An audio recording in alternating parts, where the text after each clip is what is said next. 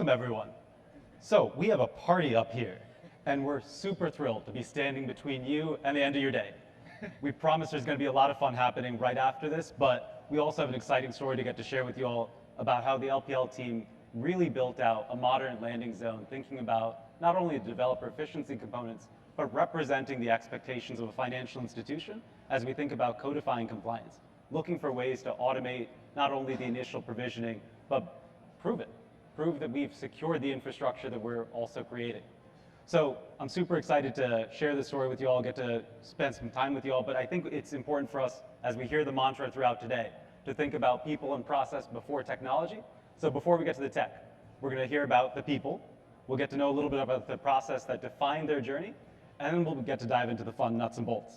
So as we get to know you all a little bit, could you share a little bit about your roles and what you're doing at LPL, and then we'll talk about LPL itself. Yeah. Hey everyone, I'm Brian Fekete. I'm a VP of Cloud Engineering and Automation. I really focus on automation of trying to how can we enable developers to scale and deploy their infrastructure, whether that's AWS, which is our focus this talk, or even on-prem. Cool. My name is Cupit. I'm also VP of Cloud Engineering and Automation. My focus at LPL for the last 3 years has been on new landing zones and with a more so focus on the architecture side of it. Cool. My name is Silva. I'm with AWS Professional Services. I'm a principal delivery consultant, and I work with customers focusing on infrastructure. And in this case, I've been working alongside LPL on landing zone. Now, I also heard you've all been in SF for a little while. So there are going to be folks who have to go out and enjoy something here and there. So if you had a tip or a trick for someone who's looking to enjoy San Francisco, what would you recommend? Avoid the hills. Don't walk. So yeah, this is my first time in San Fran, and just walking down to a place and walking up the hills has just been pretty brutal. I feel completely out of shape. You're going to enjoy some autonomous vehicles while you were here? Oh yeah, no, Waymo's been a lot of fun, so highly recommend it if you haven't. Yeah, take a video and take an automated drive somewhere. So the crew's here definitely been having fun, but before we dive into some of the tech behind it, maybe you could share a little bit about LPL so the audience gets to learn a little bit about the organization, and we'll talk about the vision and the strategy from there. Yeah, so LPL Financial is an independent broker-dealer. We support over 29,000 advisors, supporting over 7 million Americans. Over the last 3 years, we've really gone through a lot of M&A, whether that's acquisitions or big partnerships. For example, Atria Commonwealth was a big acquisition, as well as Prudential was a big partnership. Over the last 3 years, we went from 1 trillion assets under management to 1.9 trillion assets under management. Just to make sure everyone's heard, you said trillion. Trillion. Yeah, that's a lot. It's a lot of zeros. Now, over that time, there were certainly a lot of business drivers that ultimately led you to even thinking about needing to solve this problem. So could you share a little bit about what were some of those? What were the operational challenges? Because I think that'll likely resonate with a lot of folks in the room, maybe going through a similar journey themselves. Yeah, for sure. I mean, one of our biggest things is time to market. So in our previous cloud environment, it could take 9 months to get a simple application into prod, right? Dev through prod. And so that was some of the drivers, time to market. And when you think about security or remediation strategy, how did that work into what you were thinking about as you sort of looked at the problem space and said, oh no, we've got to define what it is that we're building here? So it went through a lot of process, right? So you had to go through multiple teams to go through, and some of that process was handled in architectural review or going through various different infrastructure teams. And so that was part of the thing that added to the time to market, was to actually go through the various different teams. And every time you go to another team in that process, it might be a ticket here, a ticket there, or it might be, oh, they're backlogged, you have to wait for a queue, and then if you needed an escalation path, et cetera. So if I play that back for our audience, sounds like there were manual components involved, yes, a lot of stops along the way, and a lot of people involved, yes, who may have had different concerns or different set of experiences, right? Oh yeah, and when you got down to implementation, it was tool of choice, right? So there were many different. Some of it was in Terraform. If there wasn't a pattern that was available that was copy and pasteable, it might have been some ClickOps work. It might have been through CloudFormation or SAM or various different tools to actually get it deployed. And then that was also a mix in each environment. So not every environment dev through prod was also consistent. And even just figuring that out, I'd imagine, was a complex maneuver. I think we had talked about that being a multi-year journey for you all as you scoped out what ultimately became the vision. maybe you could share a little bit about what that assessment was like, how Albert and team got involved. Sure. I mean, in AWS professional services, we do a lot of landing zones, right? In some cases, we start from new, greenfield. We collect requirements from customers. In some other cases, we do assessments. And our assessment kind of reflected some of the challenges that Scott was talking about. And we decided it was cleaner to basically start with a new landing zone. When looking at that, we thought about different services and tools that could help. We started with Control Tower. I would say that many customers consider landing zone as the first step, and there are some similarities across the board, Control Tower being one of them. But as we start taking a look at the unique requirements, that's where things start diverging. So in the case of LPL, they were a Terraform consumer, so something like Account Factory for Terraform made a lot of sense for them. And then from the architecture piece, we started looking at, okay, maybe we can start doing micro-account architecture, where we have different environments per account and scale things that way. And just to make sure we're defining terms along the way, when you all think of landing zone, what are the components that go into it? Because that might even inform some of the folks you were mentioning who are participating in that process. Yeah, so for us, with a landing zone comes down to what defines an application, a microservice, right? And that is very much a business and product decision. Technical components that go into it, right? Control Tower, like Albert was saying, AFT, getting there and operationalizing various different services. So you've got all of your watchdog and security services, security hub or guard duty, et cetera. You've got any different application services, database teams, a lot of different groups to come together. That's a lot. That's a lot of tools, a lot of people involved. But it sounds like ultimately you heard the initial call, which was taking a long time to be able to bring a service or an application out to market. 9 months, right? Did I hear that right? Yeah, that was the general sentiment. Like if you actually looked at certain metrics, that a general app would take that long. But keep in mind that those were prioritized applications. There were many other applications that took even longer. So clearly, you all knew that there was something to solve for here. Oh, absolutely. Now the goal was, we got to convince people that we've got to solve it. So how did you get buy-in for that? Yeah, get buy-in was to actually accelerate, right? Like Brian said, that we were doing a lot of M&A activity, and we were going to do more. We needed to scale even faster and modernize. So when we think about the components that you're modernizing, it's not just moving faster, but doing so securely. So when you think about how you're augmenting your security practice, what were some of the elements that went into this formula? So, I mean, a lot of which is syncing up with InfoSec and getting the requirements of what guardrails we need to build. It's also just making sure we had the visibility, as we mentioned, having those security tools. We mentioned Guard Duty, a Security Hub, but even Wiz, a Prisma, all those various tools baked in, like birthright security, we really wanted to focus on, as well as birthright monitoring, birthright logging for that additional stability and visibility. It's a lot of tools. So when we think about, again, chaining that together, automating end to end, it sounds like one of the key components here would be, we need to know what are we automating, who are we doing it for, and ultimately, what are we achieving at the output? Output sounds like we've got faster time to market. But before we get there, could you describe what was critical for you in that prioritization as you're automating? Did you focus on the build stage, componentizing some of the elements in the landing zone? Or did you initially start with some of the security concerns because of the tool sprawl here? I think it was a mixture, right? Yeah. I mean, They did it all. That's what they're very humble, they did it all. We wanted to be security first, API first, automation first. Stability. A lot first. And the infrastructure side, we own stability, right? So stability is to make sure that prod is actually prod, but that your lower environments mirror that so you can actually do all of the testing, performance testing, security scanning, everything. And then really the whole mentality of shift left. So for those who may not have gotten to experience all of the joys of Terraform, there's so many different ways to leverage it. So that could be from the provider ecosystem to thinking about policy controls. Even the way you design modules, I think, is fascinating.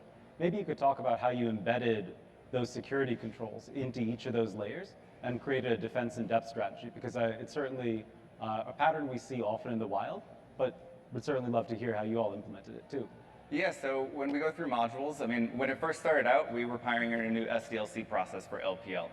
So it started by meeting with those various different teams, product, app dev, infosec, DevOps, making sure that we brought all of our primary stakeholders together, and we started contributing on what every department's requirements were, which then ended up making a list of NFRs, right? So that every time we wanted to operationalize a new service, we had all of those NFRs ready to go. And so baking certain things in, maybe you have a certain KMS encryption strategy, maybe you have certain security group rule strategy, making sure that you're always going through CI/CD. Architecture wanted to make sure that we were going through reusable patterns and doing a pattern-based approach to everything. We also wanted to make sure that even though we run on the AWS platform, which is vast, we wanted to minimize the number of use cases to support, which lowered our number of test cases. So the modules and the way we enable services do not support every single feature and facet under the sun, and that's intentional because we're use case driven. So when you think about all of the other tools in the ecosystem, Brian, you mentioned things like GuardDuty and certainly other security scanning tools. Were you only provisioning Terraform, or using Terraform to provision AWS resources? Or are you leveraging it for other components in your toolchain? No, we use Terraform for on-prem as well. I really want to focus on AWS, but we definitely use it for on-prem.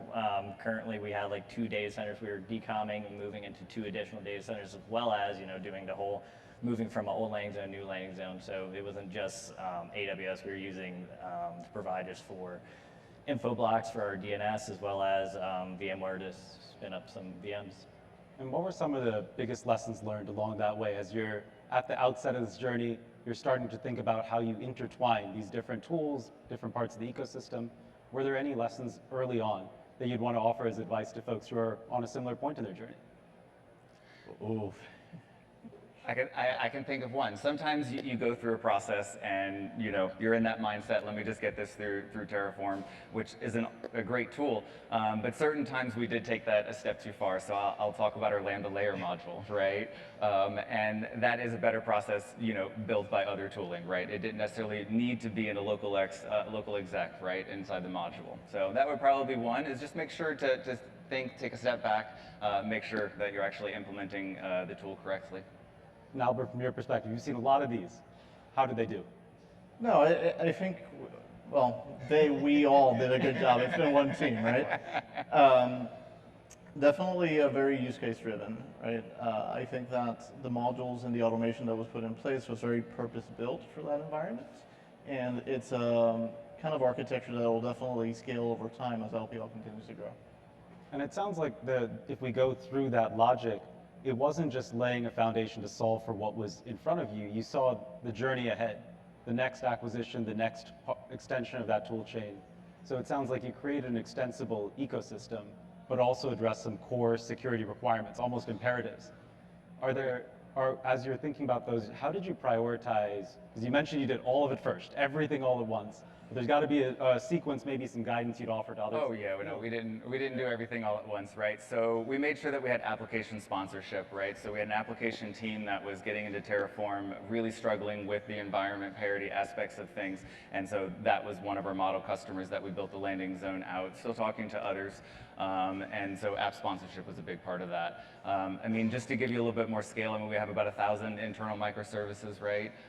There's at least 5 environments per microservice, and then I think we have, 90 modules or so, around 60 AWS services that we've operationalized through this process. And actually, the scale gives us a pretty important segue to the impact as well, because you achieved that scale through this end-to-end process. So let's tease the audience a little bit, because the numbers are pretty impressive. You achieved a 75% reduction in time to market. Right, so if you take a simple use case, right, so out of this customer, it would take, on average, the 9 months to get from dev to prod for one of these microservice applications. Now you bring that same thing in, after you've got all of your architecture and stuff in place, we could get there in 6 weeks to get through all of the environment considerations. And I know we talked earlier about the number of accounts that you're managing. Are you able to share just how many you were able to achieve and how quickly? Because it's pretty impressive. They're being very humble. Yeah, it's been pretty crazy because we didn't expect it to accelerate as fast. So I think at the end of last year, we were around at 100 accounts, and the landing zone is probably like a year and a half, 2 years old. This year so far, we've vended over 400 AWS accounts. Teams are constantly deploying to production, and teams enjoy it. I mean, any consumer of any product is always going to have some suggestions and improvements, things they want. So it's been a great journey. It sounds like an amazing one. That's truly an impressive time horizon there, and it's only going to keep going up. So let's talk about what's next. I think you mentioned there's a lot more on their mind, things that you're looking to build. What angle are we going next? So we've been really focused on moving quick. We kind of want to pull that back and kind of focus on stability and security, kind of double check, make sure we're all good from, I don't know, a landing zone perspective. So we're going through another assessment to make sure from Albert that we are good. And if we zoom out actually on ourselves as well, what was the impact to the business? You have such a remarkable growth rate. How were you able to translate that back to some of the sponsors that you work with, really showed them the value of what it is that you provided for them? Yeah, I mean, one thing is with the new landing zone, everything now going through Terraform, one consistent tool for launching infrastructure. We actually have inventory in this multi-account landing zone structure. We know what applications are running, and those applications are tied back to our ServiceNow CMDB, right? So we have full inventory on what's running. So that's been one thing that's been super helpful. We can spin up new applications. There's a lot of stuff that we set up for Prudential. There was a huge refactor that we did internal to support more API first driven development practices. Do you have any examples of the metrics that you all use to translate things like runs or resources into business strategy?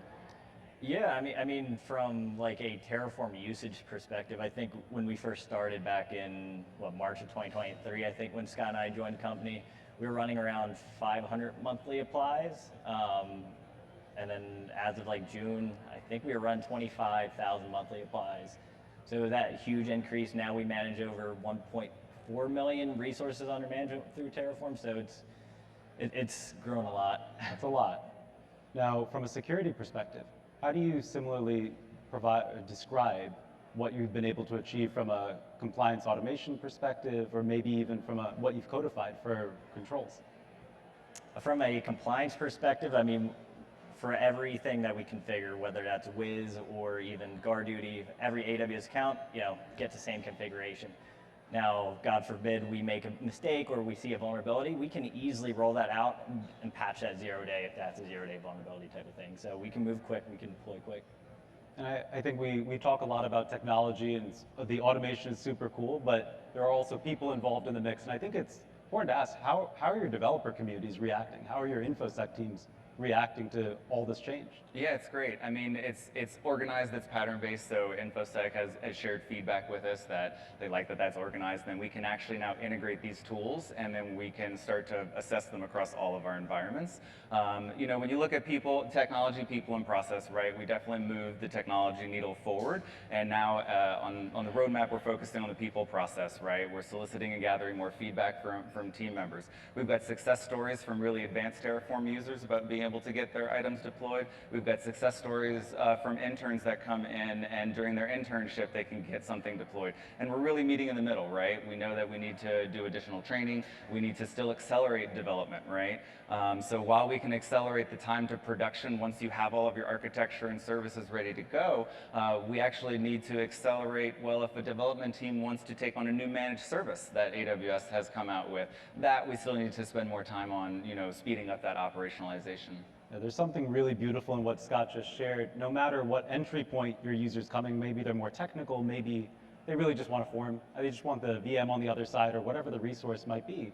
It sounds like you have a harmonious workflow, but you've implemented a lot of the complexity that they would otherwise have had to figure out themselves or maybe stumble through. So ultimately, it sounds like you have a beautiful developer experience. What's the reaction? What are they asking for next? Well, some of those things that I just said, right, is that we need this service. How can we get that faster, right? We have been able to leverage AI a little bit more in terms of building some of those modules. You said the magic word. you can't not have a session without talking about AI, right? well, so with AI, I mean, Copilot, for example, it's so easy now that we've spent years figuring out our NFRs for all our modules. There's kind of a good amount of controls that we know of. So it's easy to kind of build modules around, like we know, okay, our data must be encrypted at rest. That's easy. We have a dedicated KMS key for that. So our module development time has improved. Well, hopefully, when you talk to your bosses, they can hear a wonderful story. What would they say is a next business imperative? So is it creating more resources for developers? Is it really thinking about maybe an extension of maybe how you expand into new AI technology? What would be an important strategic business driver for you for what you design next? FinOps is definitely one of them, so we are going through FinOps exercises. We're constantly doing that, so just more scanning about that, having everything organized in inventory, so that's been helping. And then, like I said, accelerating the services, more audits and such, right? So one of the things that we are doing is just more so, we took a good step forward on the SDLC process, gathering requirements, building these NFRs. Now we need to start building the controls and then starting to use the automating tooling that we get from AWS to start proving that those controls are implemented and being adhered to, right? So that is one next thing that we're doing.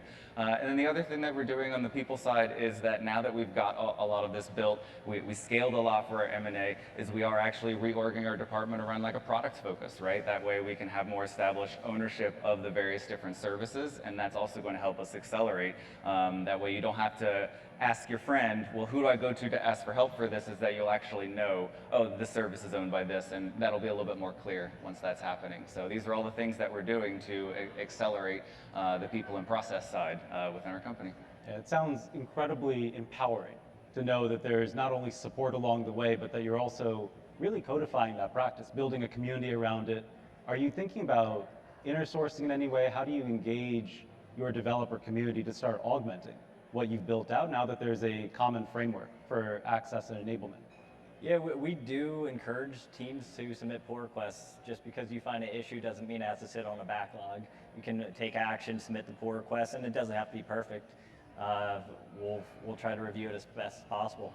So we've had architects, we've had interns, we've had all the levels of engineers submit pull requests, and we're trying to kind of enable that. What's fascinating to me is that there's such value in accessibility, and accessibility in so many different forms.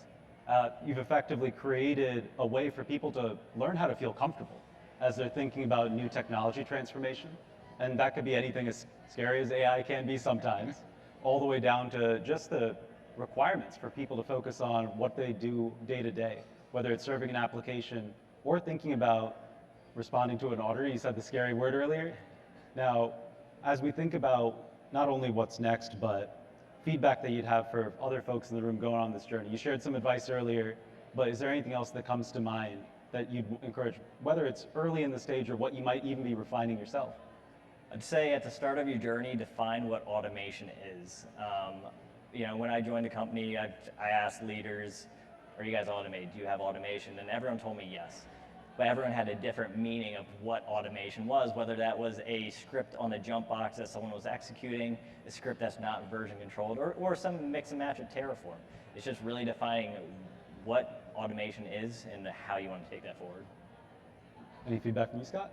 Yeah, no, that's great. I would also add, say, challenge, right?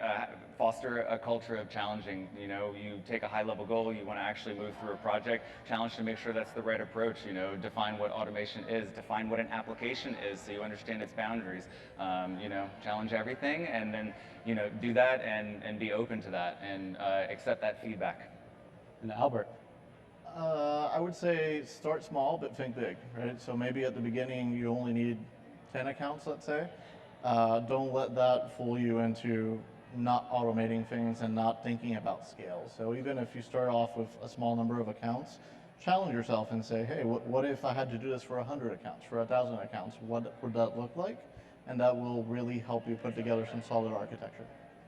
So if we try to crystallize this, the team here has moved very quickly. They've moved very quickly but achieved some very impressive results.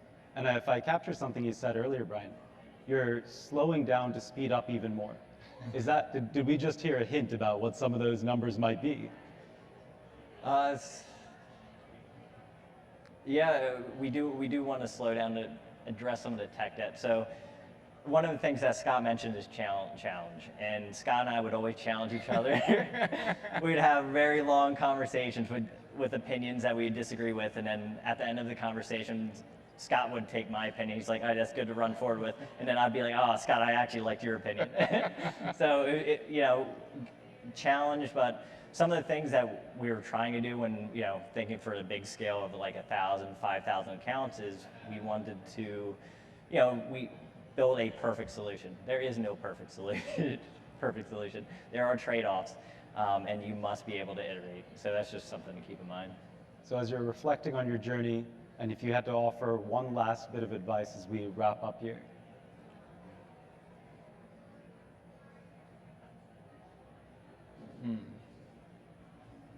Yeah, that's. I didn't think I could stump. We kind of gave you all the advice I know, we already. gave you all that, right? Well, then in that case, we'll say thank you so much for everything that you've been able to share so far. And thank you to our audience for helping us learn a little bit about the LPL journey today. It's been great getting to hear about the impact, condensing that time to market, but also thinking about the people along the way, making it accessible and maybe not so scary to provision the next resource, get to the next account, and then focus on ultimately how they unlock business value. So thank you so much for your time today. Yeah. We deeply appreciate it. Thank you. Thank you all.